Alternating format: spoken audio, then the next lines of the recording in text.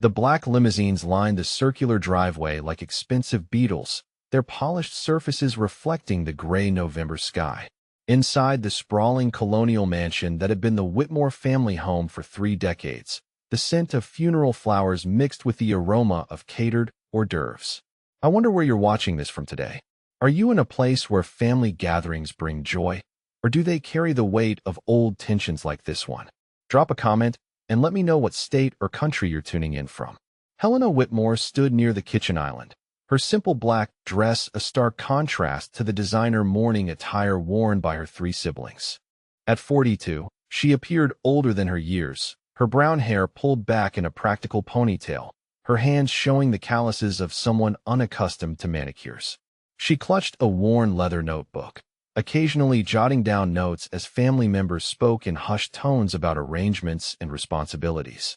Across the marble-tiled great room, her brother Marcus dominated the conversation near the stone fireplace. At 45, he commanded attention effortlessly, his silver-streaked hair perfectly styled, his Italian suit fitting his tall frame like it had been sculpted rather than sewn. As senior partner at Blackstone and Associates, one of the city's most prestigious corporate law firms, Marcus had inherited their father's commanding presence along with his sharp cheekbones and steel-gray eyes. Marcus gestured toward the oak staircase with his crystal tumbler of aged scotch. "The house has been in the family for 30 years, he announced to the gathered relatives and family friends. "Father put considerable resources into maintaining it, but we need to discuss the practical realities of keeping such a large property." His younger brother David nodded gravely from his position near the bay windows overlooking the meticulously landscaped gardens. At 38, David had built a thriving cardiothoracic surgery practice, and his success showed in every detail from his custom-made shoes to his Rolex Submariner. His wife Clarissa, a prominent socialite, stood beside him in a Chanel suit that cost more than most people's monthly salary. David adjusted his gold-rimmed glasses as he studied the crown molding and mahogany built-ins. The maintenance costs alone must run $20,000 annually, he calculated aloud. Property taxes, insurance, utilities for a house this size. Father was always meticulous about upkeep, but someone needs to handle those responsibilities going forward. Their sister Jennifer swept into the conversation like she owned every room she entered, which, given her real estate empire, she often did. At 40, she had built Whitmore Properties into the most successful luxury real estate firm in 3 counties. Her platinum blonde hair was arranged in an elegant chignon, and her black Saint Laurent dress had probably been selected specifically for its ability to convey both mourning and authority. Jennifer examined the custom millwork with a practiced eye. "Based on current market conditions and the recent renovations, I estimate the property value at $2.8 million, she stated matter-of-factly. "However, that assumes continued professional maintenance and someone with the financial resources to preserve the aesthetic integrity Father established." Helena remained silent near the kitchen, methodically writing in her notebook while her siblings discussed the family asset as though it were a corporate acquisition rather than the home where they had shared Christmas mornings and birthday celebrations.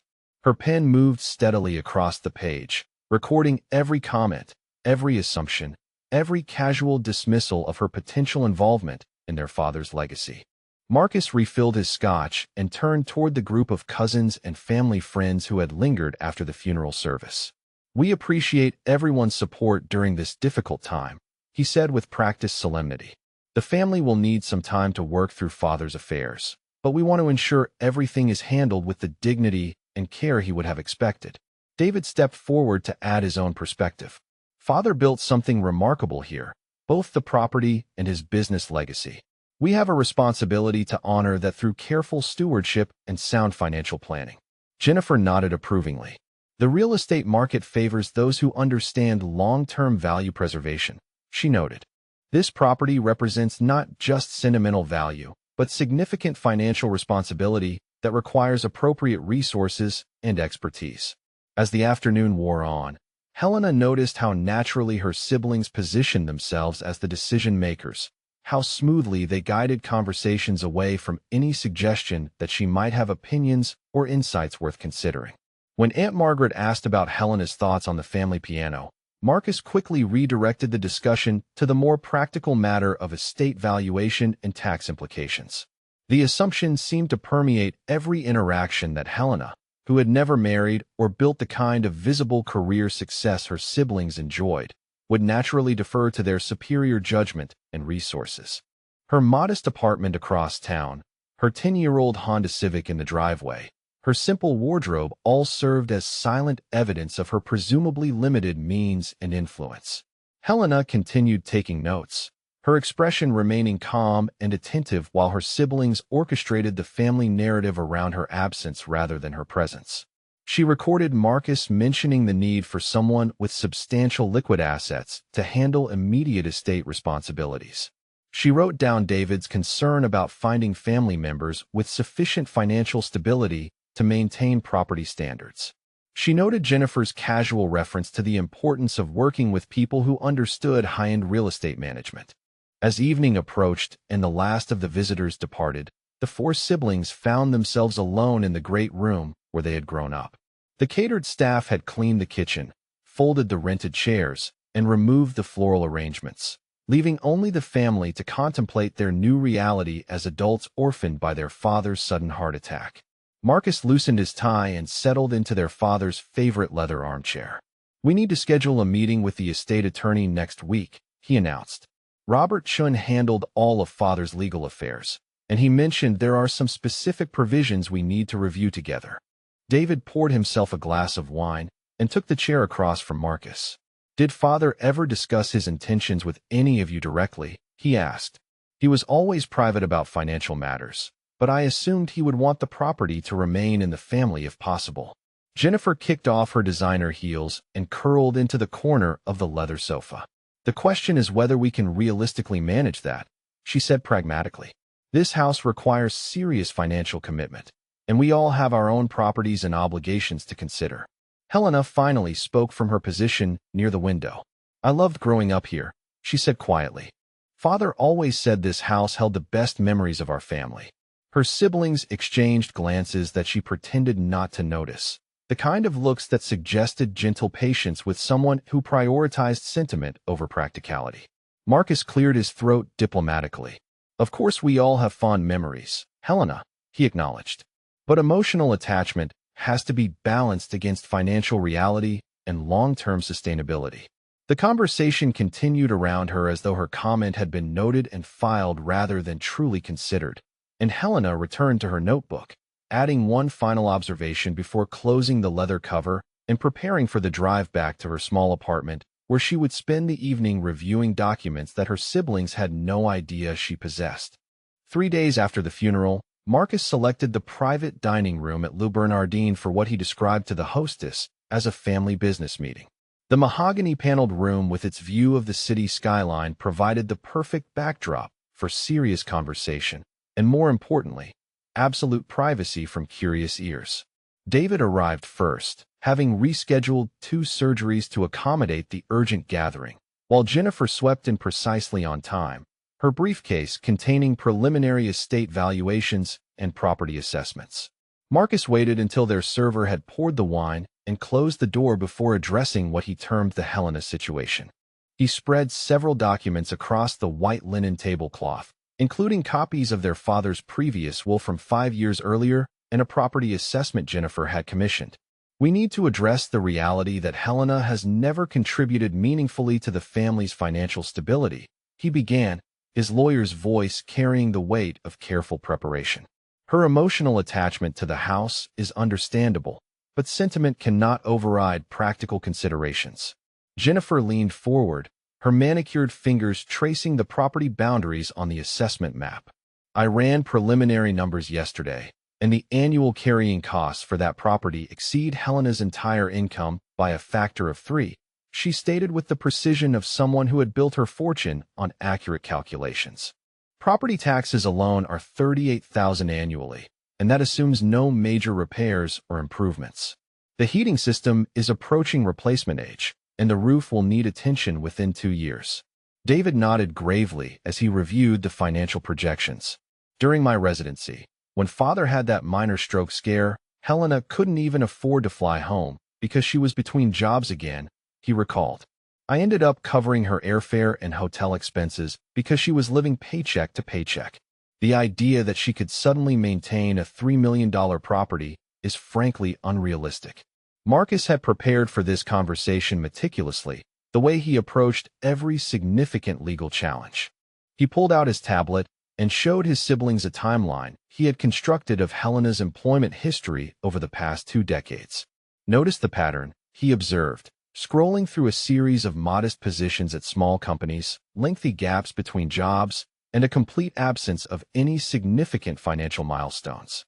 While we were building careers and accumulating assets, Helena was working part-time at a bookstore and occasional freelance writing gigs that barely covered her rent.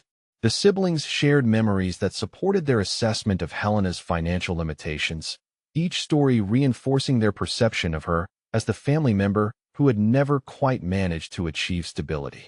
Jennifer remembered Helena asking to borrow money for car repairs several years earlier.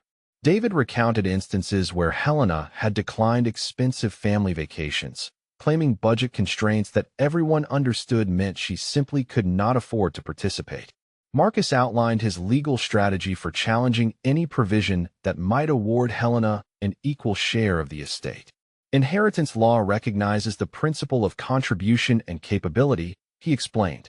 If father intended to leave Helena the house or a significant portion of his assets, we have grounds to argue that such an arrangement would be detrimental to the preservation of his legacy and the property itself. Jennifer supported the approach from a practical standpoint. Helena would be forced to sell within a year, she predicted confidently. The maintenance costs alone would overwhelm her finances, and she lacks the credit worthiness to secure a mortgage for improvements or major repairs. We would essentially be watching father's beloved home deteriorate under financial pressure until Helena had no choice but to liquidate. David raised concerns about family harmony, but ultimately agreed that protecting their father's legacy required difficult decisions. Helena has always been sensitive about money discussions, he acknowledged. But we cannot allow emotional considerations to override our responsibility to preserve what father built over his lifetime. The conversation continued over dinner as the siblings refined their strategy for the estate reading scheduled for the following Tuesday. Marcus would handle the legal aspects, Jennifer would provide property valuation support, and David would represent their position as the responsible choice for maintaining family stability and honoring their father's memory through sound financial stewardship. As they prepared to leave the restaurant, Marcus sent a carefully worded text message to the family group chat. Looking forward to Tuesday's meeting with Robert Chen. Important that we all approach father's final wishes with the respect and practical consideration he would have expected from us. Helena responded with a simple acknowledgement, while the other siblings exchanged knowing glances about her characteristic brevity. Later that evening, Jennifer shared her private thoughts with her husband about the family dynamics that had shaped their perceptions over the years. Helena never seemed interested in financial discussions, she explained while reviewing contracts in her home office. During family gatherings, when we talked about investments or business opportunities, she would just sit quietly or change the subject to books or travel dreams that never materialized into actual trips. David called Marcus from his study after reviewing the estate documents they had discussed. "Do you remember when Helena was working at that small nonprofit?" he asked. "She was there for almost 3 years, longer than most of her other positions. But even then she was living in that tiny apartment with the broken air conditioning because she said she was saving money for something important. We assumed it meant she was finally getting serious about her financial future, but she never seemed to accumulate anything substantial." Marcus pulled up his files on inheritance law and began drafting preliminary arguments for Tuesday's meeting. Helena's employment history shows a pattern of underemployment and financial instability that would make her an inappropriate custodian for significant inherited assets, he wrote in his legal notes. The property in question requires someone with demonstrated financial capability and long-term planning experience. Meanwhile, across town in her modest one-bedroom apartment, Helena sat at her kitchen table surrounded by file folders, bank statements, and legal documents that told a very different story than the one her siblings had constructed from assumptions and partial observations. She reviewed the property tax records showing regular payments made from her business account, mortgage statements indicating accelerated principal payments she had been making for years, and correspondence with contractors who had performed maintenance and improvements on the family home at her direction and expense. Helena opened her laptop and examined the quarterly financial statements for Whitmore Solutions, the consulting firm she had built quietly over the past 8 years while maintaining the appearance of struggling financially.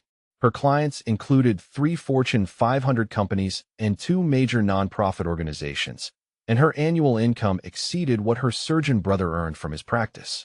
She had deliberately cultivated an image of financial modesty to avoid family dynamics that had always favored her more obviously successful siblings. The notebook from the funeral lay open beside her computer, filled with quotes from the past 3 days that would prove particularly relevant when her siblings learned the truth about who had actually been supporting their father's lifestyle and maintaining the property they assumed she could never afford to preserve. Helena smiled quietly as she prepared for Tuesday's meeting with Robert Chun, knowing that her father's estate attorney had been privy to her true financial situation for nearly a decade. Her phone buzzed with another group text from Marcus outlining logistics for the estate meeting, and Helena responded with her usual brief acknowledgement while continuing to review documents that would soon transform her siblings' understanding of their family's financial reality. She had spent years protecting their feelings by allowing them to maintain their assumptions about her capabilities, but their father's death had created circumstances that would finally reveal the truth about who had been the family's silent financial guardian all along. The law offices of Chun, Morrison & Associates occupied the 32nd floor of the Meridian Tower, where floor-to-ceiling windows offered commanding views of the harbor and distant mountains. Robert Chun had chosen this location deliberately when he established his estate planning practice 20 years earlier, understanding that clients who entrusted him with multi-generational wealth transfers appreciated settings that conveyed both success and permanence. The reception area featured original oil paintings and handcrafted furniture that spoke to discretion and established relationships rather than flashy displays of new money. Marcus arrived first, stepping from his midnight blue BMW sedan in the underground parking garage with the confidence of someone accustomed to professional buildings and serious legal conversations. His charcoal gray suit had been selected specifically for its balance of mourning-appropriate sobriety and executive authority, and he carried a leather portfolio containing notes from his research into inheritance challenge procedures. David pulled his silver Porsche Cayenne into the adjacent space, while Jennifer emerged from her white Tesla Model S with a briefcase full of property valuations and market analyses she intended to reference during the meeting. Helena stepped off the city bus 2 blocks from the building, her simple navy dress and worn leather purse marking her as distinctly different from the other pedestrians who clearly belonged to the financial district's professional ecosystem. She had deliberately chosen public transportation for reasons her siblings would never suspect, maintaining the carefully constructed image of financial limitation that had served her purposes for nearly a decade. Her notebook contained observations and questions, but nothing that would reveal the extensive preparation she had undertaken for this moment. The elevator ride to the 32nd floor passed in relative silence, with Marcus reviewing his preliminary questions about estate structure while David checked medical practice scheduling conflicts on his phone. Jennifer studied the building directory, noting the prominence of Chin's firm among the listed tenants, and feeling reassured that their father had chosen representation appropriate to his social and financial status. Helena stood quietly near the elevator buttons, observing her siblings' behaviors and noting their assumption that she would naturally defer to their leadership during the coming discussion. Robert Chun greeted the family in his corner office, where Persian rugs covered polished hardwood floors and built-in bookcases displayed legal treatises alongside carefully selected art objects that suggested both intellectual depth and aesthetic refinement. At 62, Chun had built his reputation on discretion and meticulous attention to detail in handling complex estate matters for prominent families. His silver hair and measured speaking style conveyed the gravitas that clients expected when discussing generational wealth transfers and family legacy preservation. Chun directed the siblings to leather chairs arranged around a mahogany conference table, positioning himself where he could observe each family member while maintaining easy access to the substantial file containing their father's estate documentation. He began with expressions of sympathy and acknowledgement of the family's loss, setting a tone of respectful formality appropriate to both the occasion and the significant financial matters they would be addressing. The preliminary discussion covered procedural aspects of estate administration and the timeline for completing various legal requirements. Marcus leaned forward attentively as Chun outlined the scope of their father's estate, which included investment accounts, business interests, personal property, and the family residence that had been the center of their recent strategic discussions. David took notes methodically, his medical training having taught him the importance of accurate record-keeping during complex procedures. Jennifer listened with the focused attention of someone accustomed to analyzing property transactions and understanding the financial implications of legal documents. Chun opened the formal reading by addressing standard provisions for personal items and sentimental bequests that reflected their father's desire to preserve family connections and honor relationships that had shaped his life. Marcus received his father's library and desk set, symbols of intellectual legacy and professional continuity. David inherited medical instruments and books that acknowledged his choice to pursue healing as a profession. Jennifer received jewelry and artwork that recognized her appreciation for beauty and craftsmanship. Helena was bequeathed her mother's piano and music collection, items that reflected her lifelong love of classical music and represented emotional rather than monetary value. The siblings exchanged glances that suggested satisfaction with the apparent logic of these distributions, each inheritance appearing to match both personal interests and perceived financial capabilities. Marcus nodded approvingly at what seemed to confirm their expectations about their father's practical approach to wealth distribution. Chun paused before addressing the major asset distributions, his practiced demeanor suggesting years of experience with families navigating emotionally charged inheritance discussions. He explained that their father had updated his will 18 months before his death, working extensively with Chun to ensure that his final wishes reflected both current circumstances and long-term family interests. The attorney's tone remained neutral, but Helena noticed subtle changes in his posture that suggested more complex revelations ahead. The discussion turned to investment accounts and business holdings, where their father had accumulated substantial wealth through decades of careful financial planning and strategic decision-making. Marcus volunteered to handle the administrative complexities of transferring investment accounts, while David offered to manage business relationship transitions that might require professional expertise. Jennifer suggested coordinating with her real estate contacts to optimize any property holdings that might benefit from market timing or strategic repositioning. Chun acknowledged their offers of assistance while noting that their father had provided specific instructions for asset management during the transition period. He explained that certain accounts had been structured with particular attention to tax implications and regulatory requirements that would need careful handling by designated professionals. The siblings assumed this reflected their father's characteristic attention to detail and his desire to minimize potential complications for his surviving family members. The attorney then addressed what everyone understood to be the most significant component of the estate, the family residence and its associated financial obligations. Chun explained that the property represented both substantial value and ongoing responsibility, requiring careful consideration of each family member's capacity to maintain the standards their father had established. Marcus straightened in his chair, preparing to present the arguments he had developed about financial capability and property stewardship.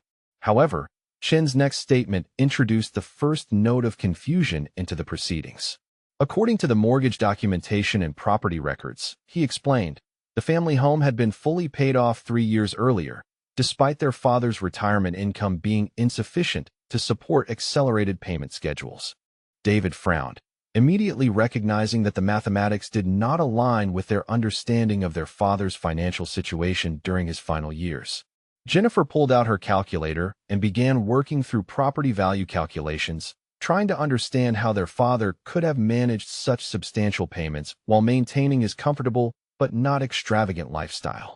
Marcus asked Chun to clarify the payment history, assuming there might be insurance proceeds or investment liquidations that would explain the discrepancy. Helena remained silent, her hands folded in her lap, watching her siblings struggle with information that challenged their assumptions about family finances. Chun consulted his files and confirmed that mortgage payments had been made consistently and punctually throughout the accelerated schedule, with additional principal payments that had eliminated the debt years ahead of the original amortization timeline. He noted that property taxes had also been paid promptly despite their substantial amount, and that maintenance and improvement costs had been handled efficiently without any indication of financial strain on their father's resources. The siblings exchanged puzzled glances as they processed information that did not match their understanding of their father's financial capabilities during retirement. Marcus asked whether their father had accessed retirement accounts or investment principal to manage these obligations, while David wondered aloud about potential financial arrangements they had not been aware of. Jennifer questioned whether their father had received family assistance or business income that had not been previously discussed. Chun paused meaningfully before responding to their questions, his expression suggesting that their inquiries were about to be addressed in ways they might find surprising. He explained that their father's estate documentation included detailed financial records that would clarify the payment sources and provide complete transparency about how family obligations had been managed during the final years of his life. The attorney's careful phrasing suggested that full understanding would require reviewing additional documentation. Helena continued to observe her siblings' growing confusion while maintaining the composed demeanor that had characterized her behavior throughout their family's financial discussions. Her notebook remained closed on her lap, and she asked no questions about information that clearly surprised her brothers and sister. Chun noticed her calm attention and made a brief note in his file before preparing to present the documentation that would transform the family's understanding of their financial history and Helena's role in preserving their father's legacy. The afternoon sunlight streaming through the office windows highlighted the tension building around the conference table as three successful professionals confronted the possibility that their assumptions about family finances had been fundamentally incorrect. Marcus loosened his tie slightly, David removed his glasses to clean them unnecessarily, and Jennifer stopped taking notes as she tried to process implications that challenged everything they thought they knew about their sister's capabilities and contributions to their family's stability. Robert Chun reached into his file cabinet and withdrew a thick folder marked with their father's name and case number, the weight of the documentation suggesting years of meticulous record-keeping and complex financial transactions. He placed the folder on the conference table with the deliberate care of someone who understood that the contents would fundamentally alter his audience's understanding of their family dynamics. The afternoon light filtering through the office windows seemed to intensify as Chun opened the folder and began arranging documents in chronological order. The first document Chun presented was the original mortgage deed from 30 years earlier, when their father had purchased the family home as a young professional with a growing family and ambitious dreams. Marcus leaned forward to examine the signature and loan terms, noting the substantial principal amount that had seemed daunting even by the standards of their father's successful career trajectory. David studied the interest rate and payment schedule, mentally calculating the financial discipline required to maintain such obligations while supporting 4 children and building long-term wealth. Jennifer reviewed the property description and appraised value from 3 decades past, comparing those figures with current market conditions and appreciating the substantial appreciation their father had realized through his real estate investment. Helena remained silent, her hands folded calmly in her lap, while her siblings absorbed information that seemed to confirm their understanding of their father's financial capabilities and sound decision-making during his prime earning years. Chun then presented a series of monthly payment records covering the past 8 years, each statement showing consistent mortgage payments accompanied by substantial additional principal payments that had accelerated the debt elimination far beyond the original amortization schedule. Marcus examined the payment amounts with growing confusion, recognizing that the monthly obligations exceeded what their father's retirement income could reasonably support. The additional principal payments represented tens of thousands of dollars annually, far beyond any pension or investment income their father had discussed with his children. David pulled out his phone calculator and began working through the mathematics of the payment schedule, trying to reconcile the substantial monthly obligations with their father's known income sources during retirement. He had assumed their father lived comfortably but modestly on pension benefits and investment returns, never indicating access to the kind of liquidity required for aggressive mortgage prepayment. Jennifer studied the payment dates and amounts, noting the clockwork regularity that suggested automated transfers from a substantial and reliable income source. Shun observed their puzzlement with the patience of someone who had guided many families through similar revelations about hidden financial arrangements and undisclosed family support systems. He explained that the mortgage payments had been made from an external business account rather than their father's personal banking relationships, which explained why the family had never observed any strain on their father's daily financial management or lifestyle during retirement years. Marcus immediately asked about the business account source, assuming their father had maintained some form of consulting income or investment partnership that had not been previously discussed with his children.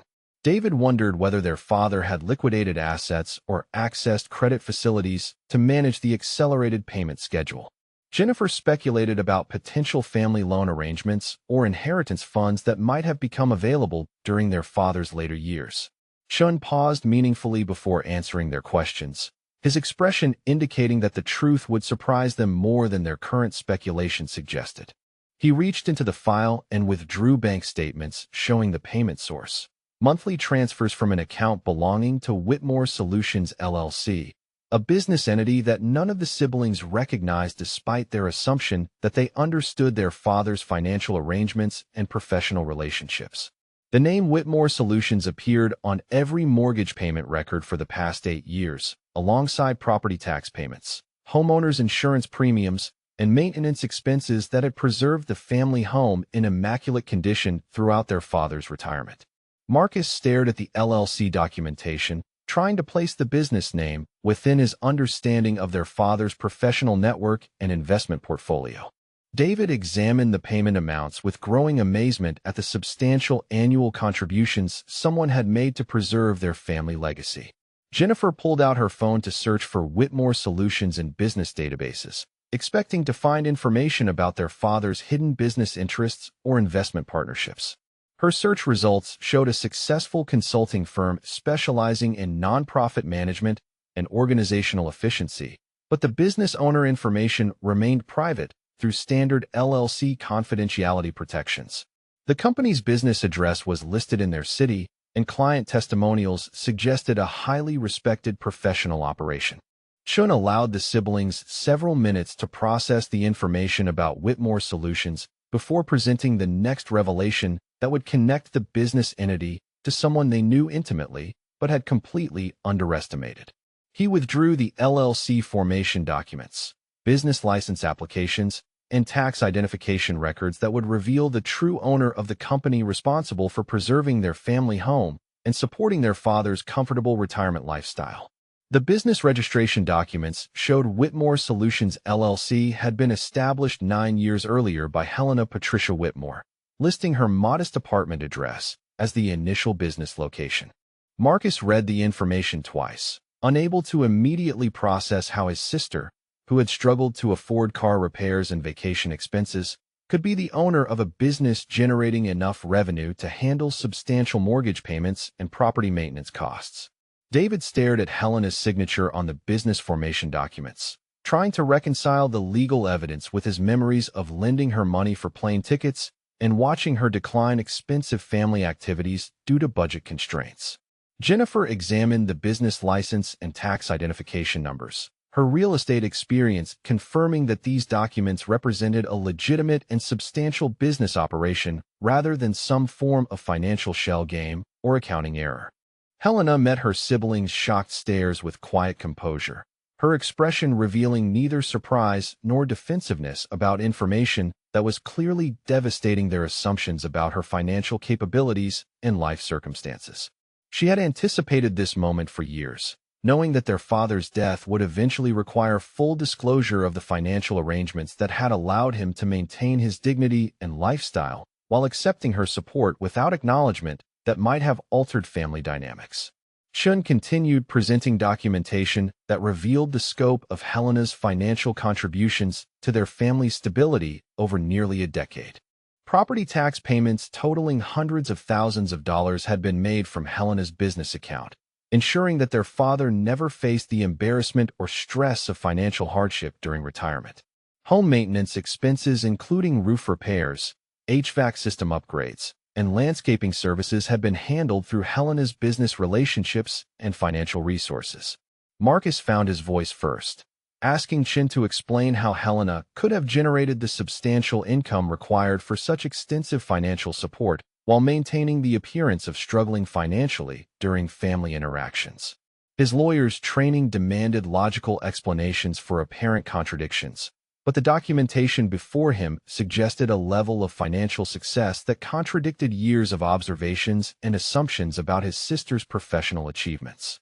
David removed his glasses and rubbed his temples, trying to process the realization that during his concerns about Helena's inability to afford plane tickets, she had been quietly paying their father's mortgage and maintaining the family property with resources that exceeded his own substantial surgical practice income. The irony that he had offered to cover her travel expenses while she was supporting their father's entire household struck him with uncomfortable force. Jennifer set down her phone and stared at the business documents, her real estate expertise allowing her to calculate the approximate annual revenue required to support the payment schedule Helena had maintained. The numbers suggested a highly successful consulting operation generating mid-six-figure annual income, placing Helena among the most financially successful members of their family despite her carefully maintained appearance of modest circumstances. Chin explained that Helena had requested confidentiality about her business success and financial contributions to preserve family relationships and allow their father to maintain his sense of independence during retirement. She had specifically asked that her support remain invisible to her siblings, understanding that disclosure might create uncomfortable family dynamics or alter the natural relationships they had developed over decades of shared experiences. Helena finally spoke, her voice calm and measured as she addressed her siblings' shocked expressions. "I never wanted you to feel obligated or guilty about Father's expenses," she explained. "He was proud of his independence, and I was grateful to be able to help him maintain the home and lifestyle he had earned through decades of hard work and sacrifice for our family." Marcus struggled to formulate questions that would help him understand how Helena had built such substantial financial resources while allowing her family to maintain completely incorrect assumptions about her circumstances. David wondered how many other family interactions had been shaped by their misunderstanding of Helena's true financial position and professional success. Jennifer began recalculating years of family dynamics through the lens of Helena being their most financially successful sibling rather than their most struggling family member. Chun presented additional documentation showing that Helena's business success had been built gradually over 9 years, starting with small nonprofit clients and expanding through referrals and reputation to include major corporate accounts and institutional relationships. Her decision to maintain a modest personal lifestyle while building business resources had been deliberate, allowing her to support family needs while avoiding the social complications that might have accompanied visible wealth accumulation. The siblings sat in stunned silence as Chun prepared to present the final estate provisions that would complete their understanding of how their father had structured his legacy to acknowledge Helena's extraordinary contributions while maintaining family harmony and respecting everyone's dignitary interests. The afternoon sun cast long shadows across the conference table where 3 successful professionals confronted the reality that their assumptions about family dynamics had been fundamentally wrong for nearly a decade. Helena watched her siblings process information that would forever change their understanding of their family relationships and her role in preserving their father's legacy and dignity during his final years. She had maintained her cover for nearly 10 years, and now the truth would reshape everything they thought they knew about capability, contribution, and the quiet strength that had protected their family's stability while remaining completely invisible to those who had benefited most from her sacrifices. Chun reached deeper into the file folder and withdrew a comprehensive financial summary that would complete the picture of Helena's extraordinary support for their family over the past 8 years. The document detailed every payment, every contribution, every silent act of generosity that had preserved their father's dignity while remaining completely invisible to the siblings who had dismissed her capabilities. Marcus leaned forward as Chun began reading from the summary, his face growing paler with each revelation about the scope of his sister's financial sacrifice. Property taxes for 8 consecutive years had been paid directly from Helena's business accounts, totaling over $240,000 in municipal obligations that would have crushed their father's retirement budget. David stared at the payment records, realizing that during every family gathering where Helena had seemed financially stretched, she had been quietly managing obligations that exceeded his own annual property taxes by substantial margins. Jennifer examined the documentation with her real estate expertise, recognizing the mathematical impossibility of their father handling such expenses on his pension income. The home renovation projects their father had proudly discussed during family dinners had been entirely funded through Helena's business relationships and financial resources. A new roof installation, complete HVAC system replacement, kitchen appliance upgrades, and professional landscaping services had been coordinated and paid for through Whitmore Solutions, ensuring that their father could take credit for maintaining his beloved home without the stress of managing such substantial expenses. Marcus calculated the renovation costs and felt nauseated realizing the amounts involved while remembering his concerns about Helena's ability to afford new tires for her car. Chun presented medical bills from their father's final illness that revealed another dimension of Helena's support during the family's most difficult period. Specialists, diagnostic tests, experimental treatments, and private nursing care had been arranged and paid for through Helena's health insurance connections and business resources. David recognized several of the medical providers as expensive specialists he would have recommended, understanding now why their father had received such exceptional care without apparent financial strain during his retirement years. The siblings slowly realized they had not only underestimated Helena's capabilities, but had actively benefited from her generosity while mocking her perceived limitations. Every family gathering where they had enjoyed their father's hospitality, every holiday celebration in the beautifully maintained family home, every conversation about their father's comfortable retirement had been made possible by Helena's silent financial support. Jennifer felt sick remembering her comments about Helena's modest lifestyle while sitting in rooms that Helena had quietly renovated and maintained. Marcus attempted to salvage some rational explanation for Helena's behavior, suggesting that her financial support might have been motivated by expectations of greater inheritance or attempts to gain their father's favor for personal benefit. His lawyer's instincts demanded logical motivations for behavior that seemed to contradict normal family financial dynamics. However, Chin immediately presented documentation that would eliminate any suggestion of ulterior motives or expectation of special treatment in their father's estate planning. Helena had specifically requested that her father's will not reflect her financial contributions, asking Chin to ensure that any inheritance distribution remained fair and equal among all siblings regardless of their individual support during his retirement years. She had refused her father's attempts to acknowledge her generosity through special bequests or recognition, insisting that her support be treated as expressions of love rather than investments deserving special returns. Chen confirmed that Helena had signed legal documents declining any claim to reimbursement or special consideration for her financial contributions. For the first time during the entire estate reading, Helena spoke directly to her siblings about the motivations that had guided her decade of secret support. I watched Father struggle with the gap between his pension income and the lifestyle he had earned through 40 years of hard work, she explained with quiet dignity. He had given us everything during our childhood, and I was grateful to be able to give something back during his retirement years.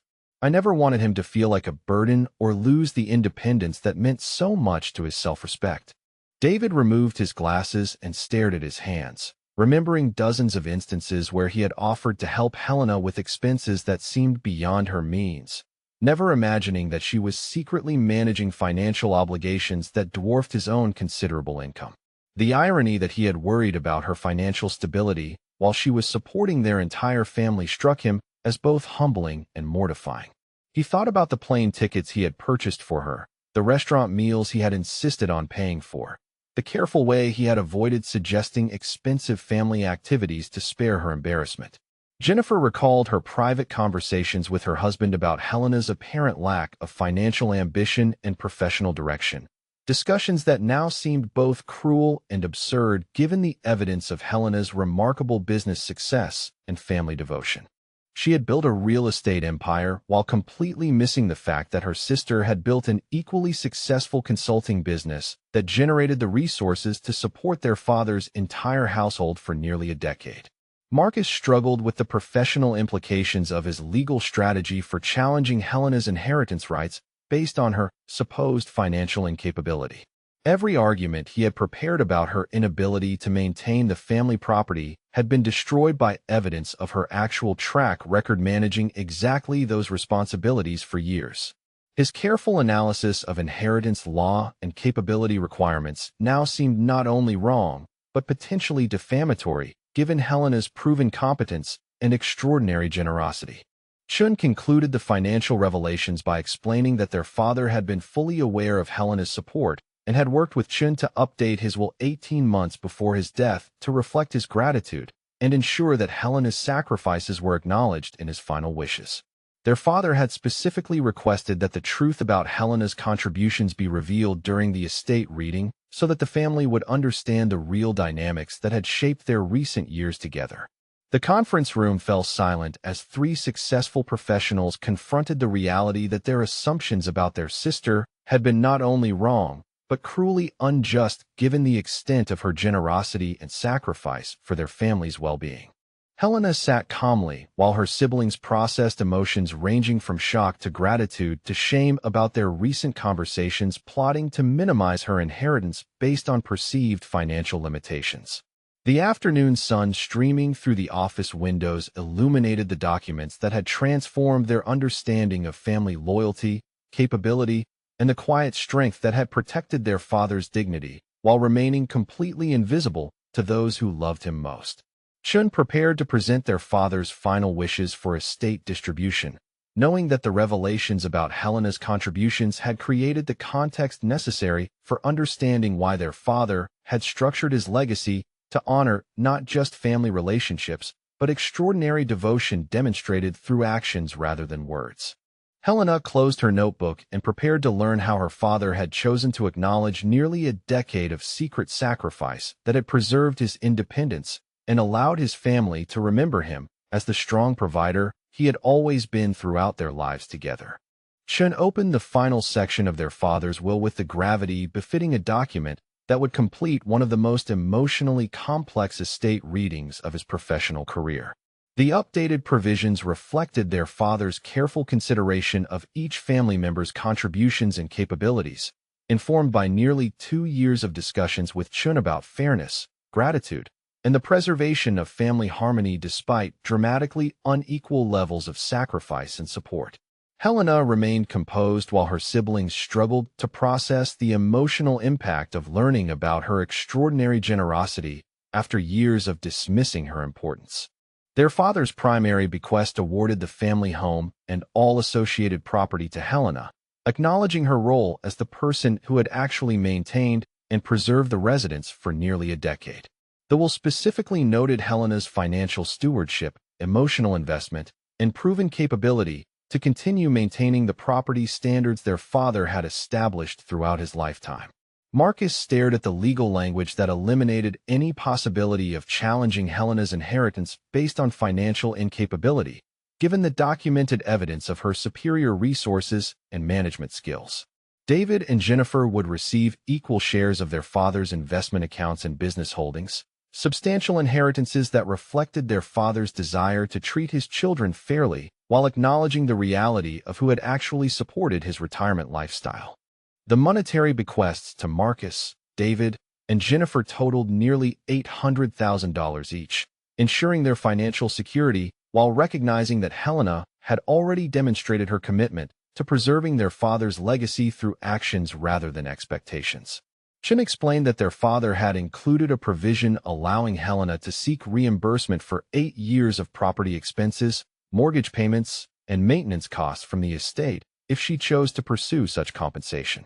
The potential reimbursement amount exceeded $1 million, representing substantial resources that Helena could legally claim as debt owed by their father's estate to her business accounts. However, Chun immediately noted that Helena had already signed documentation declining any such reimbursement, choosing to treat her support as gifts rather than loans requiring repayment. Helena's gracious refusal to seek compensation for her years of financial support demonstrated a level of character that left her siblings struggling with emotions ranging from admiration to shame about their recent behavior. Marcus realized that Helena could have bankrupted their inheritance by claiming legitimate debt repayment, but had chosen to preserve their financial security despite their plotting to minimize her estate share. David understood that Helena's generosity extended not only to their father, but to preserving their inheritance rights despite their failure to recognize or appreciate her contributions. Jennifer asked Chun whether their father had discussed his reasoning for the inheritance structure, hoping to understand how he had viewed the family dynamics that had shaped his final years. Chun explained that their father had expressed deep gratitude for Helena's support, while acknowledging his awareness that her siblings had remained unaware of her contributions. He had wanted the estate reading to serve as both recognition of Helena's extraordinary devotion and education for family members who had misunderstood the true source of their father's comfortable retirement. As the formal estate reading concluded, Marcus attempted to apologize for his recent comments about Helena's financial capabilities and his legal research into challenging her inheritance rights. His apology reflected genuine remorse, mixed with professional embarrassment about his complete misassessment of the legal and factual situation. Helena accepted his apology with quiet grace, noting that their father had always taught them to protect each other's feelings when possible, which had guided her decision to maintain confidentiality about her business success. David struggled to find words that could adequately express his regret about years of offering Helena financial assistance, while she was secretly supporting their entire family's stability and comfort. He realized that every instance where he had worried about her financial security represented a profound misunderstanding of their actual family dynamics and his sister's remarkable character. Helena assured him that his concern had always been appreciated, even when circumstances were different than he understood. Jennifer acknowledged that her real estate expertise should have enabled her to recognize signs of Helena's substantial financial resources, but that family assumptions had blinded her to evidence that would have been obvious in professional contexts. She expressed admiration for Helena's business acumen and requested information about potentially collaborating on future projects now that the truth about Helena's consulting success had been revealed. Helena welcomed the possibility of working together while noting that her business relationships had always been built on discretion and professional excellence rather than family connections. 6 months later, Helena hosted the family's traditional Christmas gathering in the home that now legally belonged to her, but had always been maintained through her resources and devotion. The great room where her siblings had once plotted to minimize her inheritance now served as the setting for a celebration marked by genuine respect and gratitude rather than the condescending tolerance that had characterized previous family interactions. The mahogany dining table where their father had presided over family meals reflected the warm light from the chandelier Helena had quietly repaired and maintained for years. Marcus arrived with his family, bringing wine and expressing sincere appreciation for Helena's invitation and hospitality. His relationship with Helena had been transformed by his understanding of her true capabilities and his recognition that her quiet strength had protected their family during their father's final years. David and his wife brought flowers and homemade desserts, their gifts reflecting new awareness of Helena's preferences and interests rather than assumptions about her financial limitations. Jennifer contributed her expertise to help Helena plan several home improvement projects, their collaboration representing a genuine partnership between successful professionals rather than the previous dynamic of successful sister offering charity to struggling family member. The conversations throughout the evening focused on business opportunities, travel plans, and family memories shared among equals who respected each other's achievements and contributions. Helena's leadership of the family gathering reflected natural authority based on demonstrated competence and generosity rather than default deference to the loudest voices or most visible success. Her siblings sought her opinions on major decisions and included her in planning family events, recognizing that her judgment and resources made her an invaluable family member whose contributions had always exceeded their recognition or appreciation. The transformation in family dynamics represented more than simple role reversal between previously underestimated and overestimated siblings. Helena's quiet grace in handling her victory, her generous treatment of family members who had plotted against her interests, and her continued commitment to family harmony despite years of dismissive treatment established her as the moral and practical leader their father had recognized through his estate planning. As the evening concluded and her siblings prepared to return to their own homes, Helena reflected on the journey that had brought her family to this point of honest recognition and genuine appreciation. Her years of maintaining dual identities as successful business owner and struggling family member had required considerable sacrifice, but the preservation of her father's dignity and the eventual education of her siblings about true family loyalty had justified the complex strategy she had maintained for nearly a decade.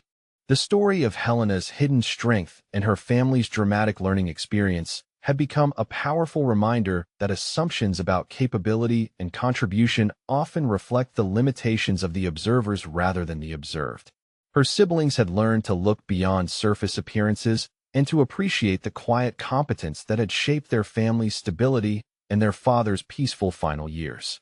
What did you think about Helena's incredible journey from dismissed sister to family leader? Have you ever discovered that someone close to you was much more capable or generous than you initially realized? I'd love to hear your thoughts about this story of hidden strength and family dynamics in the comments below. Sometimes the quietest people in our lives are carrying the heaviest loads and deserving our greatest respect.